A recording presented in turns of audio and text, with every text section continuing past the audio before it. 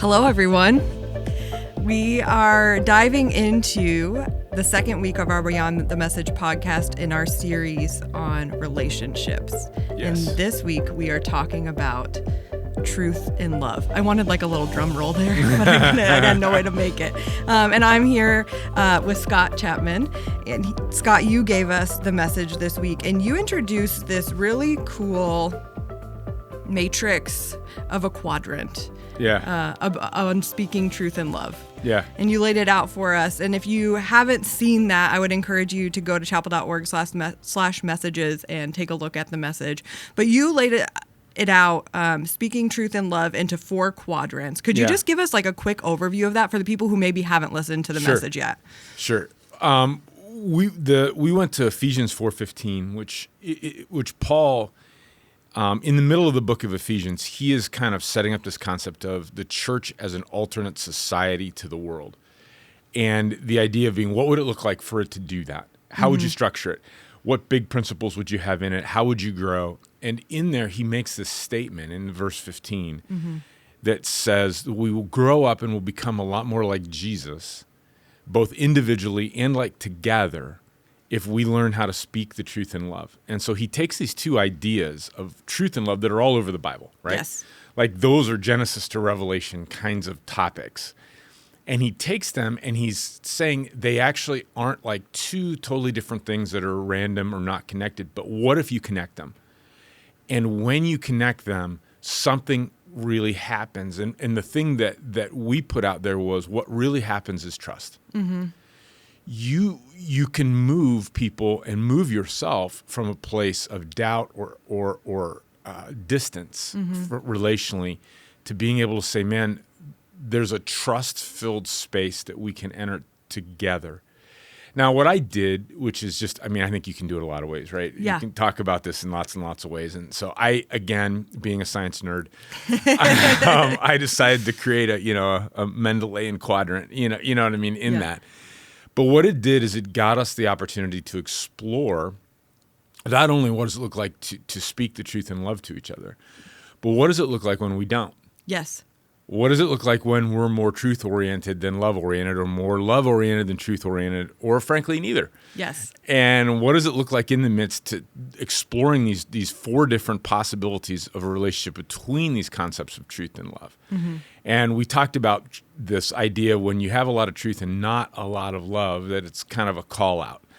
And that we kind of just tell people like it is and let the chips fall where they may. It's kind of more of a, hey, let me just kind of tell you how it is. And there's also a cave-in, which is more love than truth. Yep. And there's a sense of where, in that we just want people to have peace and be at love with one another. And if truth gets in the way of that, we just kind of like don't say it. Yeah. And we just kind of let it pass.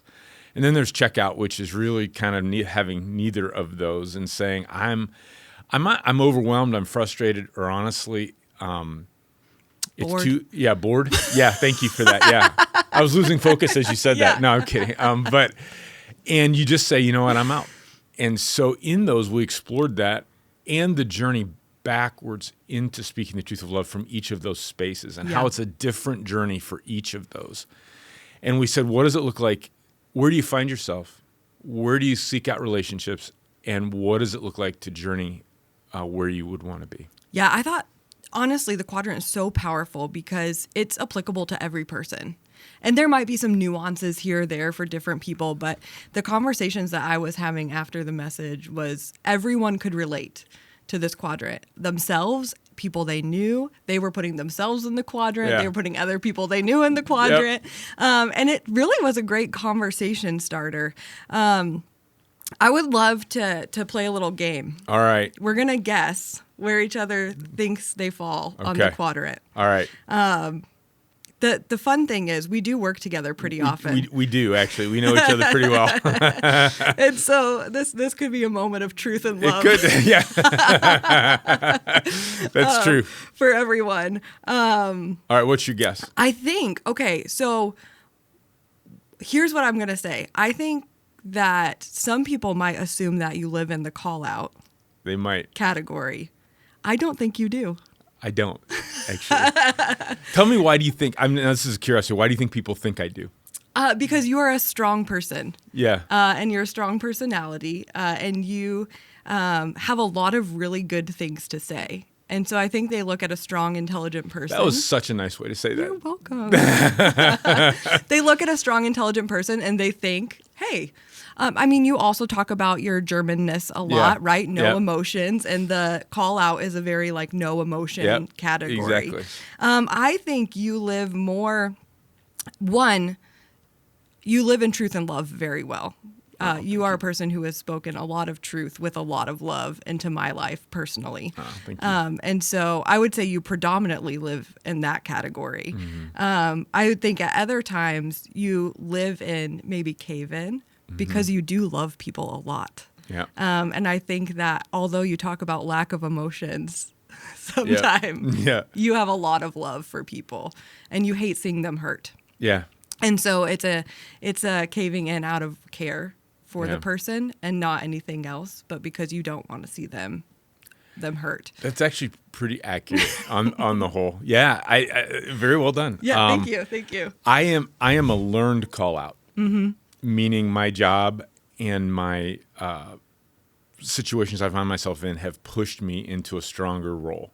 Yeah. Over decades, and I don't normally live there. Like I don't think my family would put me there. Like even your children. Even my kids probably would not. They would make fun of me for some of those moments that I've had for sure. But I live, my natural bent is check out and cave in. And so I live on my normal not in a good place is to living in the bottom of that quadrant. Yeah. I am usually very content to let other people make their own decisions and not get involved. You are. I am. I am not. I don't feel the need to intervene in lots of people's lives and to do that. And the downside of that is I can become an observer. Yeah. And not an active participant in that very easily, even when I should be. Yeah. I think other times I also, it's funny when I speak up, I have a stronger personality. When I don't, I don't. Yeah. And it's sort of an interesting reality. For most of my life growing up, I was not a strong personality, not standing out in the room. I faded into the background. Yeah. And was content to do so. Yeah. And so that is very, very true of me. That's interesting. I think you said something interesting in there of you don't feel compelled to kind of tell people how it is, right? Yeah. You let them make their own decisions, live their own life. And I think that for some people that can be surprising to hear of a pastor. Yeah. Because they're like, well, you're a man of God and the godly things. So don't you feel like you should be telling people what they should be doing? And I think it's profound that you don't. Yeah. And I don't think that is a bad thing, but you're letting people take their own journey and figuring it out a little bit. I don't think Jesus did either. Yeah. And I love conversations where we can give and take and we can think together and process together. Some of my favorite moments with my kids are doing that and being able, now that they're all adults, to sit and talk together, even disagree together. I enjoy that. I think I can do that well. But what I don't necessarily feel like is a healthy way to do it is to just tell everybody what to do. Yeah. And I don't think people respond to that. I don't think, the question that I would ask people who think that's a great way to go is, how often do the people actually listen to you when you tell them what to do? Do you just see everyone doing what you tell them to do? And I found people don't usually My kids don't even do that. Yeah. But it is a little bit different. I think that I see Jesus asking questions that unlock people's hearts. That's what I was thinking too. He asked so many questions. Yes. So many questions. Exactly. And I think that he actually also is content to wait. Yeah. And he's okay if this comes 20 minutes into something. He might just continue to serve you or let you go and do whatever. Yeah. I think about when he comes and he raises Lazarus from the dead. Mary and Martha are not happy with him. No. That is not. And they're in a hurry. And they're in a hurry. They have a lot of things. They have already concluded the matter that he didn't show up for them. He didn't do what they wanted. And he shows up in that, and he doesn't attempt to reassure them. He doesn't attempt to manage them at all. And instead, he enters their grief with them and just sits with them in it. Yeah. And then he obviously raises Lazarus from the dead, which then changes the entire reality of the situation. It really does. It really does. It's kind of a whole new thing. But in that, I look at that and I think it's remarkable. Would I have had the patience to do that? Would I have had the ability to see down the road enough to know, hey, this isn't a conversation I have to have with you right now. Right. This is we're going to have a very different conversation in 30 minutes from now. And that's the one I actually want to have and not this one. Mm-hmm. I often don't know that I have that wisdom, and I'm trying to grow in it, but it definitely is something Jesus does. He does. It's like it's a mix of his wisdom and self-control. Yes. Of being able to. I think that too. Yeah.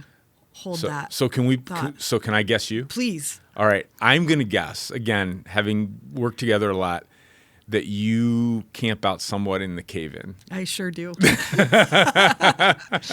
I feel like we had a conversation about this even last week. Maybe. Yeah, we did. Yeah, we did. Yeah, we did. And I think it's interesting because I also would tell you that I think you're a person that lives a lot in the truth and love, and so I see you do that really, really well. And I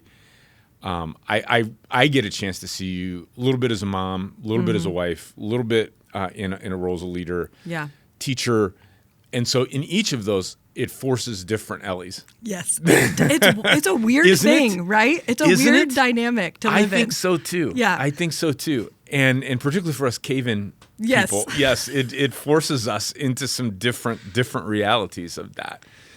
It makes me wonder if we're part of our personality as cave-in people is adaptation to different environments.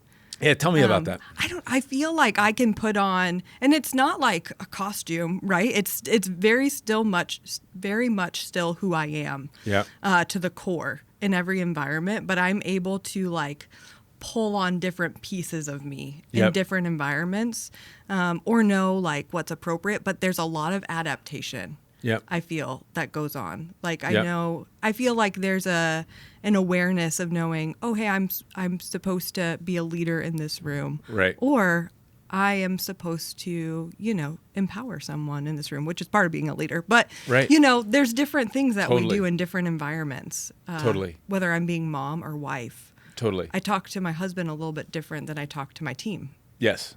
That's probably good. That's probably a good thing. Yeah. No, I agree. I totally agree with you. I think for every human being, they start off in a native place that's shaped by very early experiences, right? Yes.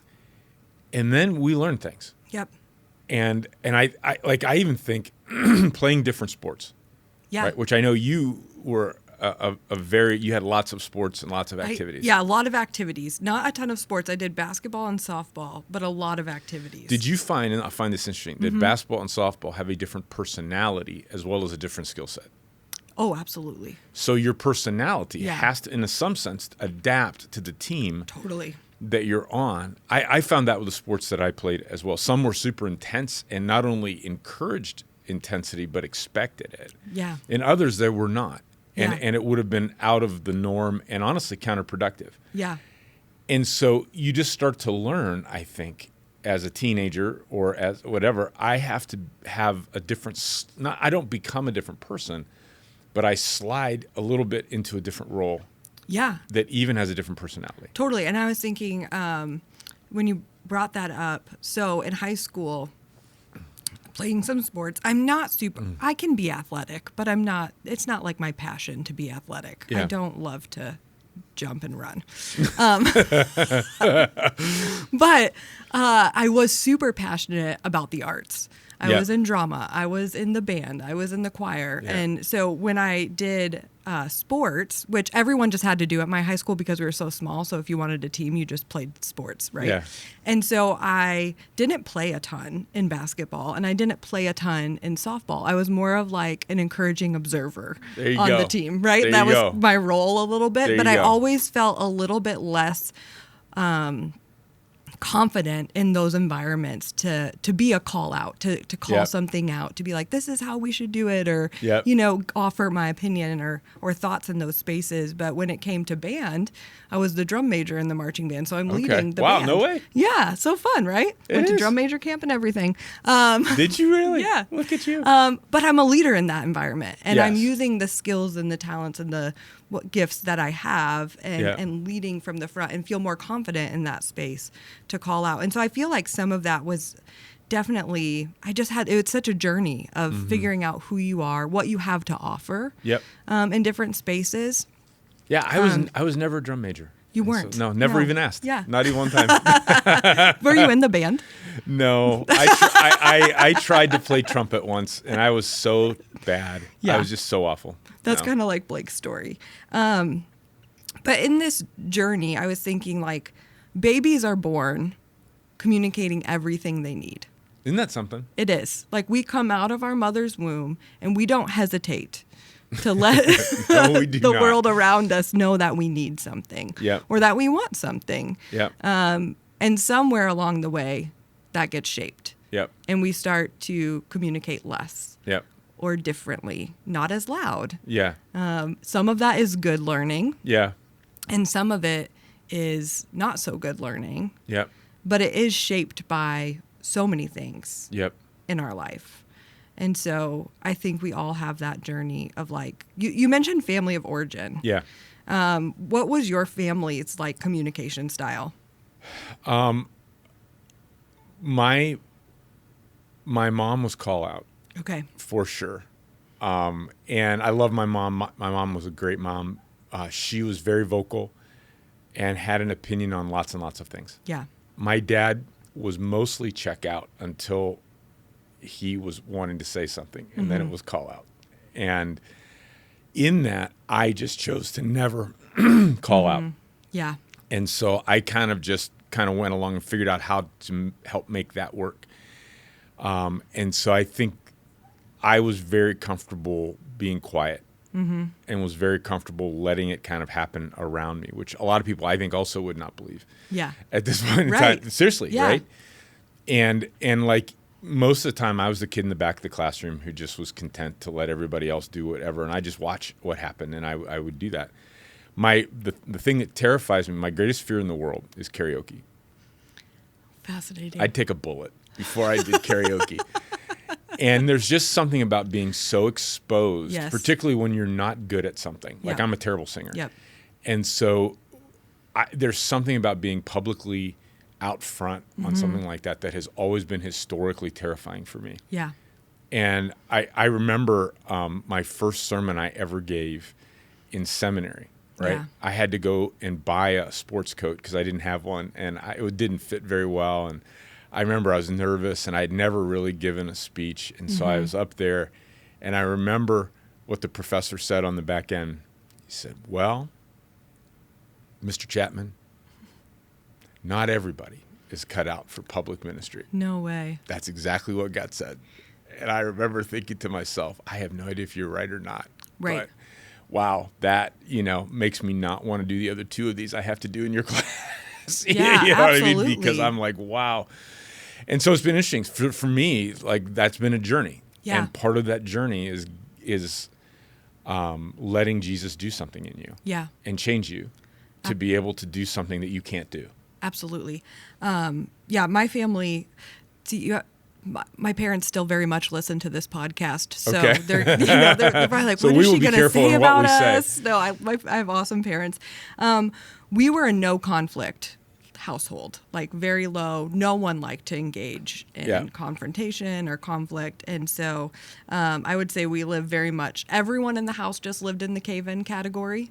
And so everyone's just, we're going to be happy and we're going to figure it out. And I think as we've learned as a family unit to do a little bit more connecting and speaking truth and love, and maybe even calling out sometimes, but definitely living in that. And so I think it's a journey. But now you had sisters, right? Two sisters. Two sisters. Yes. How'd that work? It's interesting. We would definitely call each other out. Yeah, because I was going to say usually sisters can go there. But I think our age gap had something to do with it as well. We were all 4 years apart. I'm the middle. Okay. Which tells you a lot about me. And so I was the middle, and we would call out, but because we were so far apart in age, none of us were in high school together at the same time. Yeah. None of us, shared the same stages of life. Yeah. And so I think we were less apt to do that. Yeah. And probably live more in the checkout category with each other. Like, your life just really isn't interesting to me right now. I got my own stuff going on. And so I'm just going to check out. And it's been interesting to see our adult relationships evolve over time into, how do we let's actually be more involved in each other's lives and try and figure out how to do that than we were before. And so, it's interesting. That is good to think about. When you were talking, Scott, you were talking about the journey and God doing something in you. There's this piece of it that I feel like has a lot to do with identity. Mm-hmm. And as we get to learn who we are actually, and not like who the world has told us to be, not who our parents have told us to be, not who, all these other things that have spoken into us and filled us over time. Once we're able to kind of hold those alongside who God says we are, I think it gives us more confidence to live in that connect with category. Yes. Right? I agree. There's just something about knowing who you are, because I think it's when you have those insecurities a little bit that you can wane into some of those other categories. Absolutely. Insecurities manifest themselves in a variety of ways, and this is what they can kind of masquerade. Mm-hmm. And there's the classic insecurity of I feel so bad about myself, right, that I shouldn't talk, or I shouldn't be a part of this, or I should let you do it, or I should withdraw. But there's also another sense of insecurity of where I don't know that I've got control of this, so I've got to really jump in there and take control. Mm-hmm. Or you may not be paying attention to me, and I really need you to pay attention to me, so I'm going to do something that's going to make you pay attention to me. Right. And so all of that is really insecurity. Mm-hmm. And when we're secure, I do think that we're secure with ourselves, and we're secure with God. Yes. And we're secure with each other. And that's just a different way to do life, I think. One of the things, for me, the Bible's been crucial in this journey. I started reading the Bible, and I most identified with the outsider. Okay. The person who didn't know Jesus, right? And because I was learning everything. Mm-hmm. And I'm like, wow, right? Look at this, And I always identified I would be the person who would be completely on the outside of anything that God was doing and wanting to get in. I then evolved to being the crowd. Mm-hmm. And I'm like, man, I would probably think and do that too. And just saw myself in the story as part of the main body of God followers. Yep. I then started to relate to the leader in the story because of being in ministry and stuff. Right. You start to say, oh gosh, I've been there. Mm-hmm. I can see why you got mad. I can see why you did what you did. I can see why you might have thought this or done that or struggled here or there. And then eventually I was able to ask a very different question that I never even thought about asking, which was, God, where are you in the story? That's powerful. And how do you feel? Mm-hmm. Like when Moses said that or did that, God, how did you feel? Yeah. What happened inside of you? And it allowed a personal relationship between God and I in a way that I hadn't had in all of those other iterations of the story. Mm-hmm. And I think there comes a sense of when you're knowing God that you can have a peace, and it's transformational. There's something that happens in you that you're kind of like, wow, you really are good. Yeah. You know what I mean? You really are. And you show that again and again and again. And you show that in my life. And I can trust you, and I can be bold in a moment where I might not be bold. Yeah. I can choose to stand for you no matter what everyone else thinks. Yeah. I can choose to do hard things, even if that's not my normal bent. But also, I can learn to love people who don't like me. And I can learn to be engaged with people if I'm not interested. Yeah. And I can do those things because you do them. Yes. And so for me, that's been a big journey. Yeah. And I think in that, as we're talking about communication, what your question does is it opens up two-way communication between you and God. Right. To where I'm not just talking to God anymore. Right. Like I'm not just giving him my list, or I'm not Right. just saying, hey, God, this is how it is in my life. Like Right. I'm asking him, how do you see it? Right. How do you see this story in the Bible? How do you see this Right. situation in my life? Right. And that empowers us.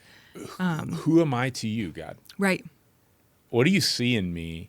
What would you change? Yeah. Like what would you alter? What are you kind of happy about? Mm-hmm. And I think those are conversations that are not in one sitting. Like those are over years. Absolutely. And I think people would be surprised at what God would say. I think so too. I've been surprised a lot. Yeah. Yeah. You know, there's been pieces of my journey where I'm like, in trying to hold humility, I've held back. Mm-hmm. I think you'd probably resonate with that as I do. well. And what God's actually asking me to do is, hey, be humble and put yourself out there. Right. Because vulnerability actually is Right. humility as well. You're putting yourself out there for people to think whatever Yep. they want to think about what you say, who you are. Yeah. And that's a hard place to put yourself, but it's thinking about yourself less Yes. than others, right? And not in a bad way, not in a self-deprecating way, Yep. but that whatever you're speaking into is worth that vulnerability. I forget who said this. Probably somebody really famous. Probably. But they probably did. But humility is not about thinking less of yourself. It's about thinking of yourself less. Yes. You do say that a lot. Was it you? It probably is. It probably was you. Yeah. We're gonna claim it. I don't know. And I think there's a lot in that. I some of the most humble people I know don't think they're awful. Right. They actually can be pretty accomplished people. Yeah. One of my friends who is remarkably humble is an incredibly accomplished athlete, like very accomplished athlete, Yeah. and is also an accomplished leader and in his field. And I find that remarkable because people would not know any of those things about him unless they got to know him, Yeah. because he's far more interested in you than himself. Yeah. And I found that remarkable. I remember when I met Chuck Colson for the first time, he asked me on how he could improve his devotional life. That was my first time ever getting together with Chuck Colson. Wow. I was so intimidated, I cannot even begin to tell you. and I look at that and I walked away from that. And I'm like, why in the world would he have ever asked me that? And I realized a big part of it was he was more interested in me than he was himself. Yeah. And I think it's also a reminder that we all have something to offer. Yeah. Everybody is bringing something unique to the table. Yeah. And your strength might not be somebody else's strength, and Right. their strength might not be your strength. And Totally. we can complement each other very well. Not everyone has it all. Right. We need each other. Totally. And that's where the truth and love piece really, I think, comes in building healthy relationships. Totally. If you were to give one piece of marital advice on speaking truth boy. and love, what would it be? Well, that's good. I'm trying to think of how I would explain this. Be curious first. Yeah. About where the other person is and what's got them to the place where they are. Yeah.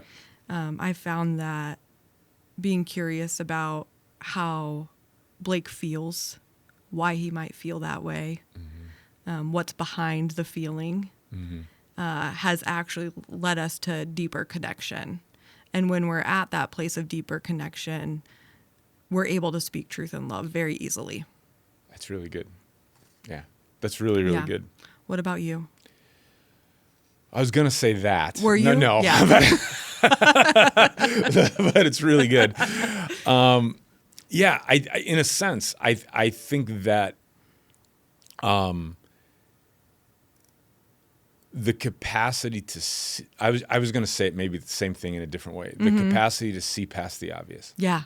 Yeah, it's the same. The capacity for me to look at Tammy and not just the immediate behavior or the immediate statements that we're making, Yep. and be able to say, what got you there? Yeah.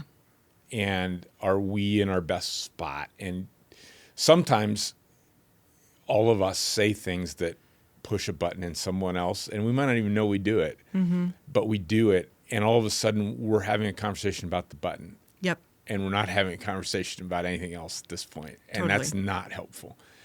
And I think it's an interesting place when both people are in a place to speak truth in love to each other. Yeah. I think it changes relationships dramatically. Absolutely. Yeah. Absolutely. Yeah.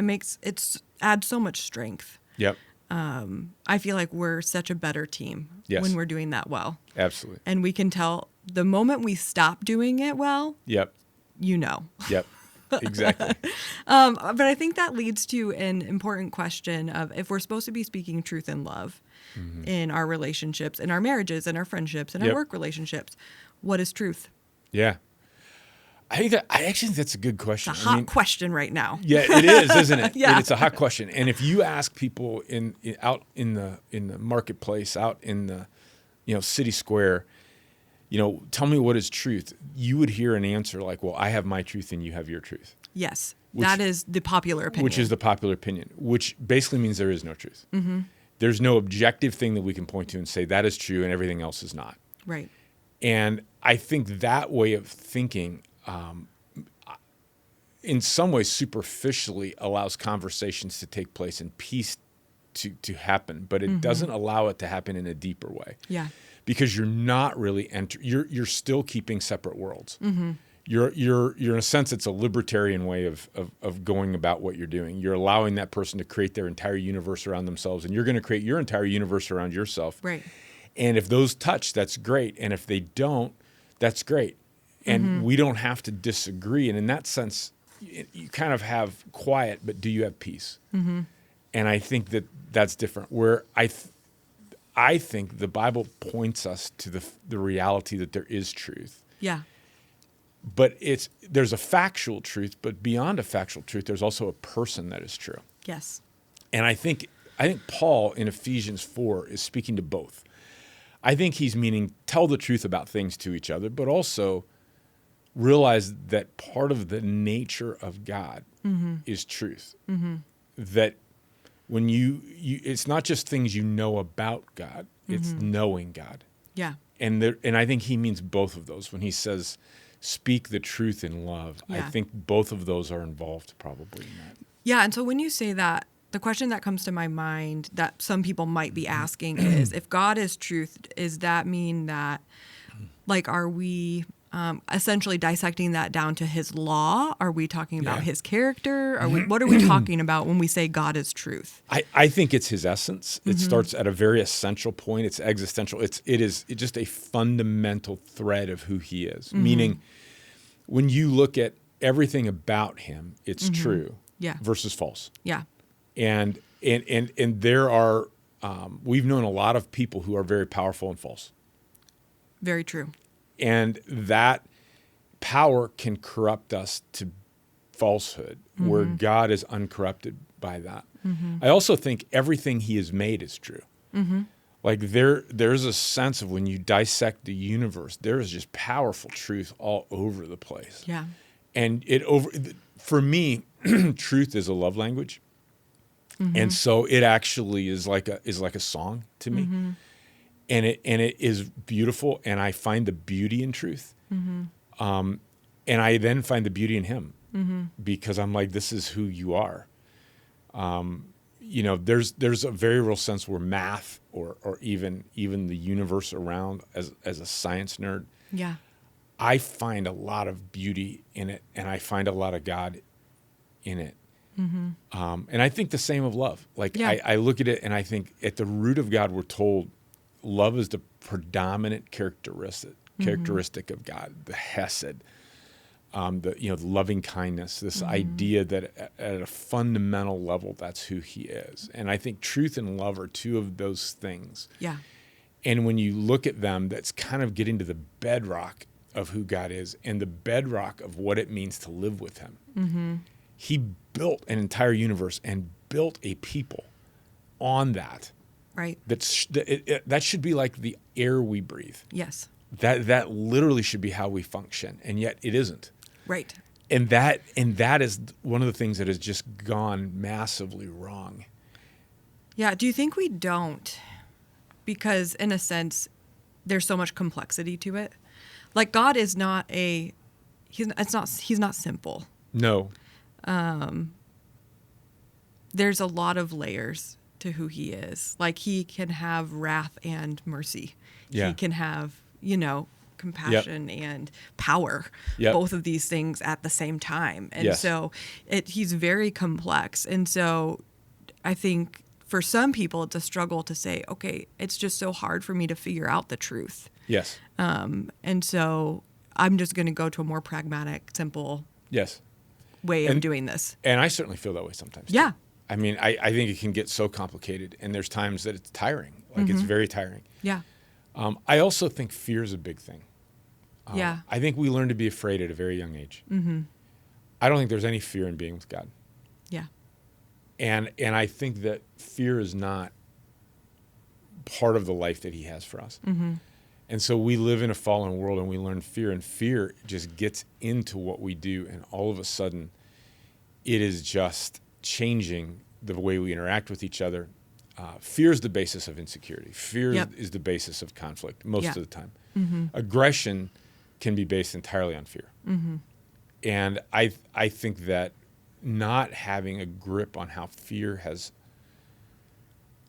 kind of influenced you, I think is a pretty big blind spot.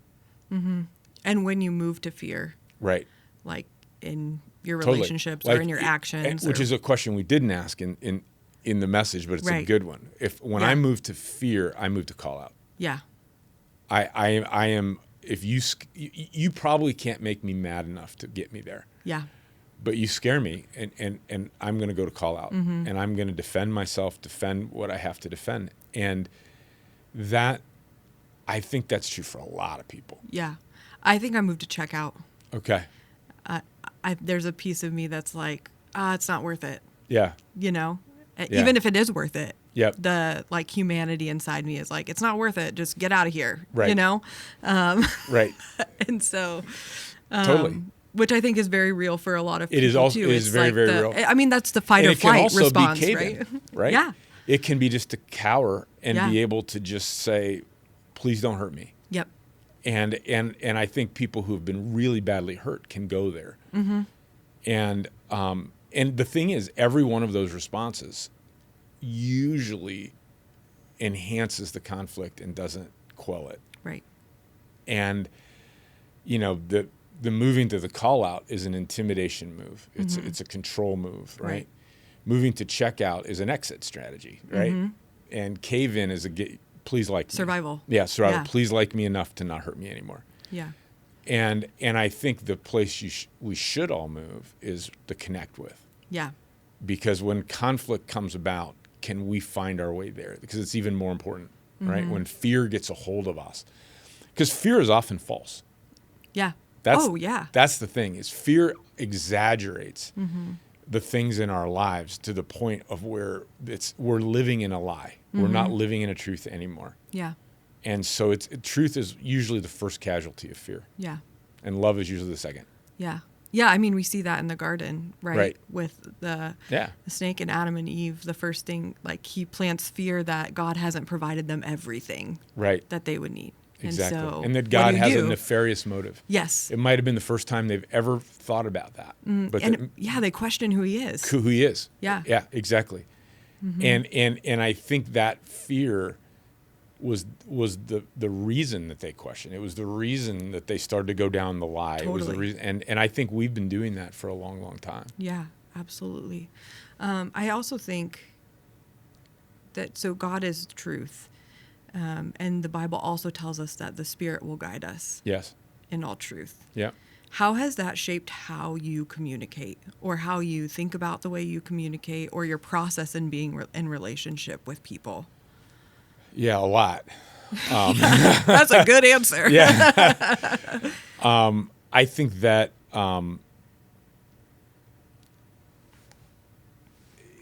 in the best world I get to live in, I am able to hear from God and others at the same time when I'm relating to people. Yeah. And I am able to be in enough communication with God to where I'm hearing things that help me stay on course and help me be a better person. Sometimes I don't. And sometimes I can be in a situation where either fear gets a hold of me or frustration or something, and it kind of makes me deaf. And in my deafness, I can become reactionary. Yeah. And I think in that, I'm not the best version of myself. Yeah. And I don't build the best version of relationships. And what I've learned over time is to actually hit the pause button. Yeah. And if I can, just be able to pray, or even just take a minute as a break, leave the room, say, hey, can you give me just 1 minute? I've got to, go to the bathroom or something, and at that point, pray and get back into something like that where I'm not in that position. I find it's dangerous to go through life deaf. It is a dangerous thing because you end up making decisions and honestly creating things with people that you don't want to create. And I'm very capable of doing that. And so I how about you when you've thought about that? Yeah, I think you said something in your last two messages, and I don't know if you've known that you've said it or Probably not. But it has spoken a lot to me, and I think it's kind of something that I've lived around, of this idea of not being absolute about things. Like even when you're talking about boundaries, like hey, you don't set them, you don't have to set them for forever. Right. And in these things, like, this doesn't have to be, just because you land somewhere, it doesn't mean that's who you are. Right. And there's like this almost fluid nature of relationships. And I think that when I realized that, and then have allowed the Spirit to speak to me before I speak, that has been very helpful in that. There's also a piece that I feel like I'm learning and growing in, of asking God, as I'm in a conversation with someone, what's going on inside of a person. I see your wife do this really well. Oh my gosh, yes. I feel when I talk to her, it's like she's looking into my soul. Yeah, it's uncomfortable, isn't it? Yeah, I'm like, you know more about me than I know about me right now. But she's really good at that. She is. And it's something that I feel like I'm growing in, because I feel like God wants us to understand people. He really wants us to know his people. Yes. And he wants us to be able to then speak his life into them. And I think when we can do that dance with him in whatever conversation we're in or whatever relationship we're in, like, it's a lot of power that comes into that place. I agree with that. One of the things, we live in a rapid fire society of where you're expected to have a thought in 2 seconds. And it needs to be your final word on it, and it needs to be completely right, or you're canceled. And it's just bam, there you are. That is so unreal. No human being does that well, and no human being is the best version of themselves in 2 seconds. One of the things my wife does really well is slow a conversation down. She will just be comfortable sitting and thinking for a minute and slowing down the cadence, asking you questions, getting you to slow down. It can be irritating, but it is also unbelievably effective. And I think she is helping the people in the conversation to do what you're saying. Totally. And I think it really is helpful. I also think that very rarely do we hear someone tell you the absolute truth as they know it. And they tell you often what they want to hear the most, Yeah. what comforts them the most. Yep. It's not necessarily even what they think is the most true. Mm-hmm. When people actually tell us what they think is most true, it's a beautiful thing, and they've trusted us. They've come to a place where they can say really, like, kind of transparent things. Yeah. And up until that point in time, they tell us what they want us to know about them. Mm-hmm. They tell us what they want us to know about life, Mm-hmm. or they speak things that they want to be true. Yeah. They hope are true desperately, but maybe have a fear down deep that it isn't. Mm-hmm. And I think that once you start to realize that, the goal of a good conversation, the goal of a friendship, is to help that person relax and become comfortable enough Mm-hmm. to get past that communication to something that's even deeper, and be able to say, I don't know that this is cleaned up at all, or I don't know that I'm even right, or I just got to tell you, I'm worried. Yeah. Like, I'm worried about this, or I'm mad. Mm-hmm. I don't like being mad. I don't want to be Mm-hmm. mad, but I'm mad. Mm-hmm. And I think those are such honest moments. Yeah. And I, and my wife would tell you, I'm not nearly as good at that as I should be. And part of that, I think, is, again, just, you're trying to navigate life, Yeah. and it can be hard. Yeah. Again, it makes me think about what a gift it is to know a person. Yep. Like, truly know a person. I agree. And it's such a rarity It is. to actually really know a person It is. at their core. Yep. And it's really cool, Yep. too. Like, I think that our spouse is probably the closest we get to that. Yep.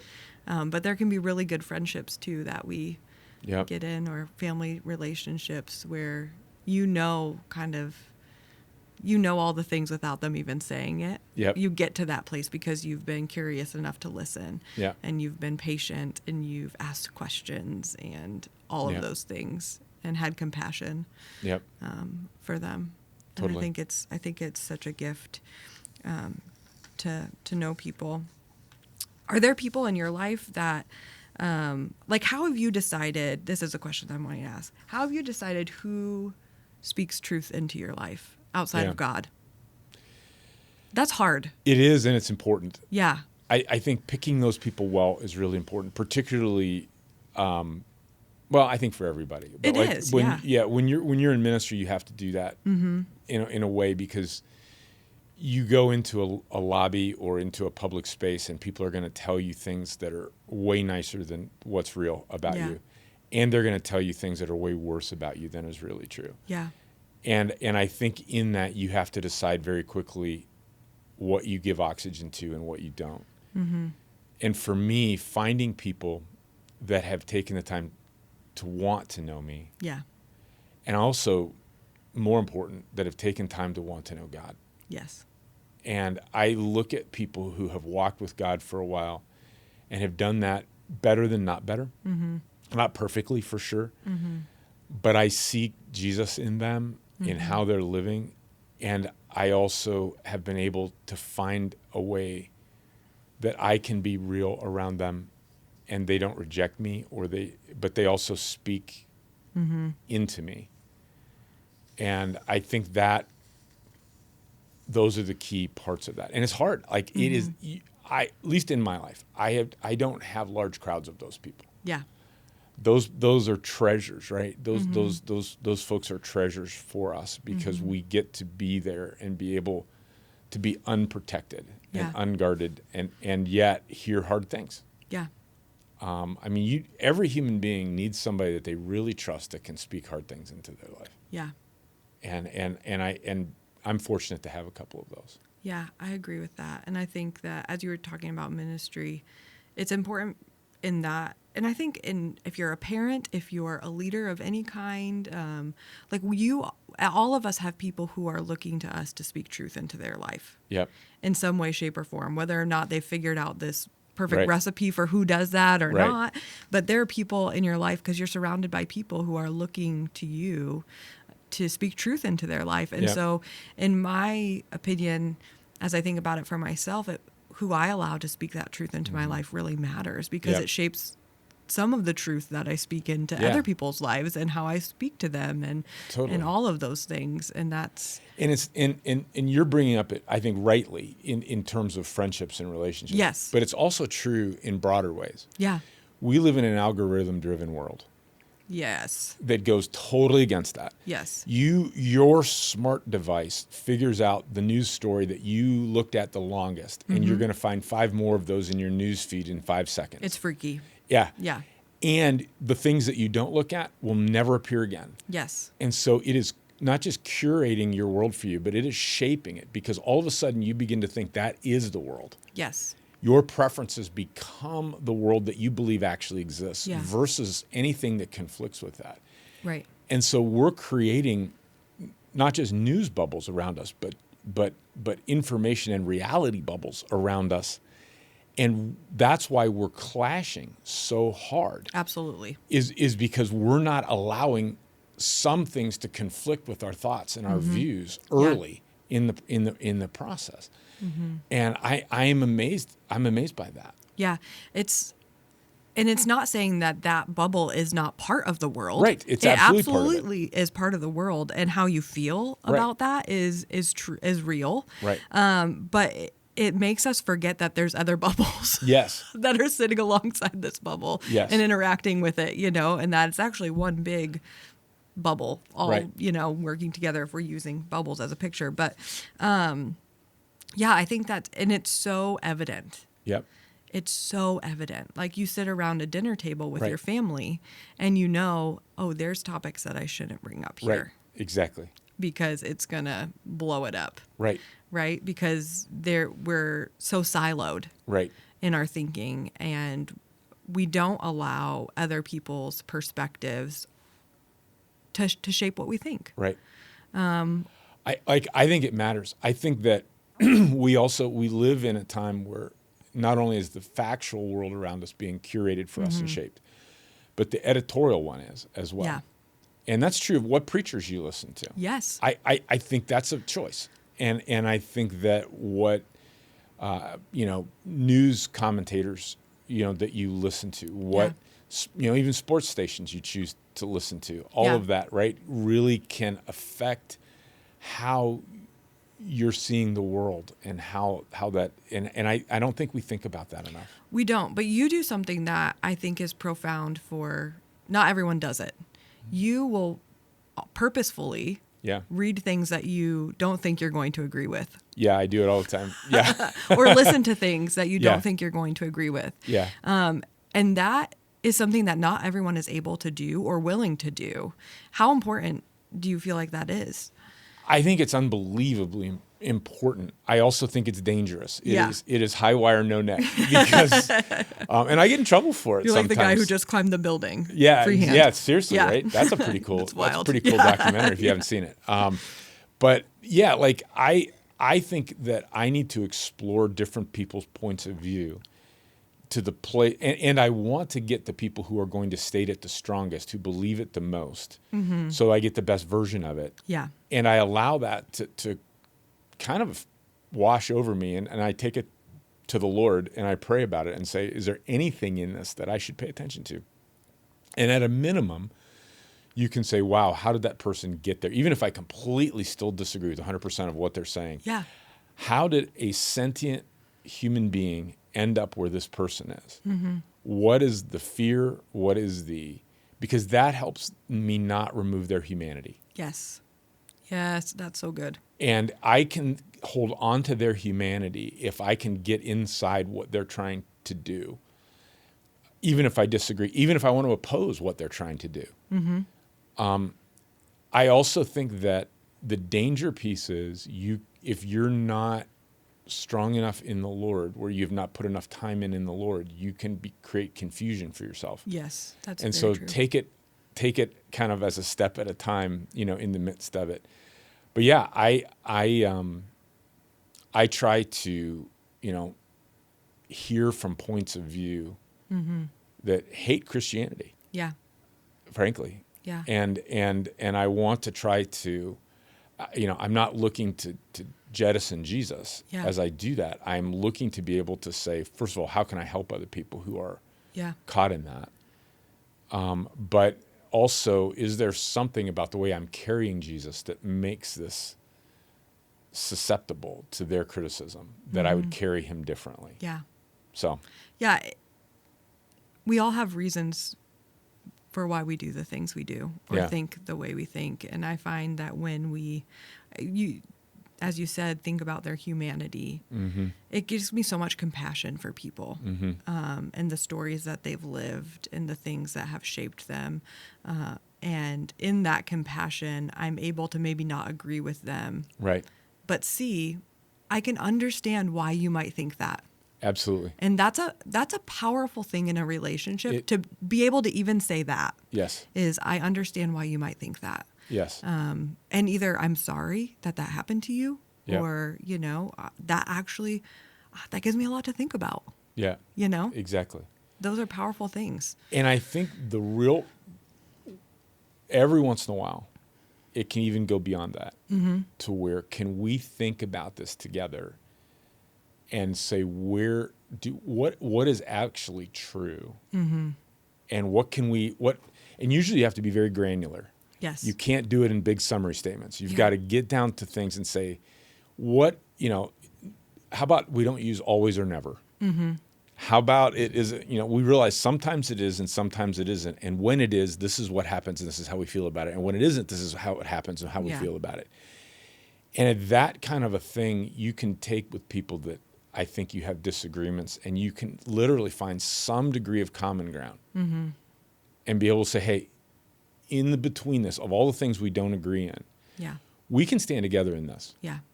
We can hang together and say, these are some good things that we can agree to be about. Yeah, and in that, we can love. And we can love. We can love, which is a behavior. It's not a feeling. Exactly. I can be very frustrated with someone and still love them. Yep. And I think that, Jesus, we do get Paul, actually, we get the model of, slow to anger, quick to listen, all of those things. And that's love. It's, patience, kindness. Yeah. And you're speaking about 1 Corinthians 13. Yes. Yeah. Yeah. It's all of those things. And I think we easily forget that love it's not a feeling. Right. And so I often find it interesting when I talk to much younger people who fall in and out of love very quickly. Yeah. And I remember those days, right? Yes. I was that was me too. And I remember, when you actually start to love someone in deeper ways and you start thinking, wow, this might be somebody I marry. Yeah. Or this might be somebody I'm going to do life with for a long, long time. You start realizing you're not always going to like everything they say or do. Absolutely. And so you better have a strategy for that. And you better be figuring out, what do you do when this goes sideways? Because you don't just want to ditch it or jettison it. Yeah. You want to be able to ride it out. And you need to sow things into that relationship on both ends to be able to do that. Yeah. I always, you're going to laugh because I'm going to say when young people ask me and you're young. Yeah. But when people who are thinking about getting married ask Blake and I, what's your advice? And I send people like that to you. Yeah. So I do, because I think you give good advice. You want to find someone who is worth the work that marriage requires. And every person is, but we have those people, right? Where you look at them and there's something about them that you realize marriage is going to take a lot of work with this person.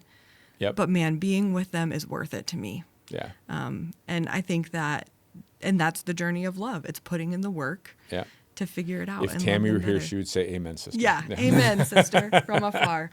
We're going to talk about this coming week. Something else that's really important in relationships, forgiveness. That's a heavy topic. It is. I think it's so unbelievably important. Yeah.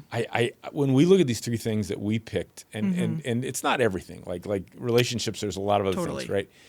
But we picked three things that we just said, listen, these are three things that are straightforward enough, not easy, but straightforward enough that every human being can do them. And you can grow to become excellent at them. But even before you can do them. Yes. And you can see some benefit from doing them, even in a non-excellent way.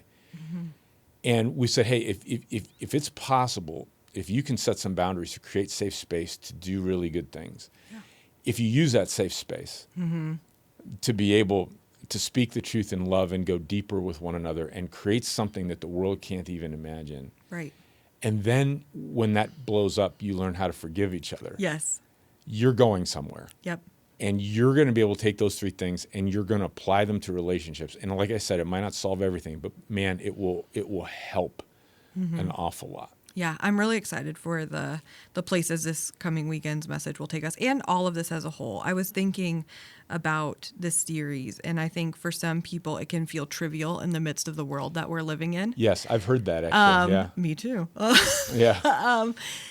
But I think if we can't do our relationships well, Yeah, we're not going to solve any other problems. Yeah, it was interesting because part of I was in a conversation with someone this Sunday, and they were kind of making the trivial case, and I'm like, well, can I beg to differ? I mean, first of all,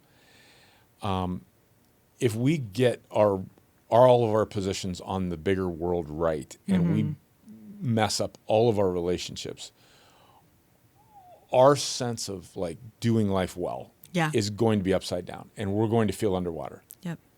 And so this isn't at all trivial. It's unbelievably important. And I also think if I could just do a minor rant You sure can. about church. Yeah. In love, you can. In love. I will rant in love. I think that there are moments when we have to do a series like the last one we did, which was present a lot of biblical information because we want all of us to have thoughts we maybe haven't had. And so we're going to introduce concepts that maybe you haven't seen, and that can feel new or maybe uninteresting or in a lot of different things like that, but it's still good for us to do it. Yeah. It's good to shift gears. Yep. And to be in a highly relational series where we are actually learning how to do life together in that. And it's not high information, but it's high process. Yes. We also can be in series of where we learn how to be selfless. Yep. And we learn that it's not all about us and that we actually can live for others who we don't even know or who have life in a little bit worse way than what we do.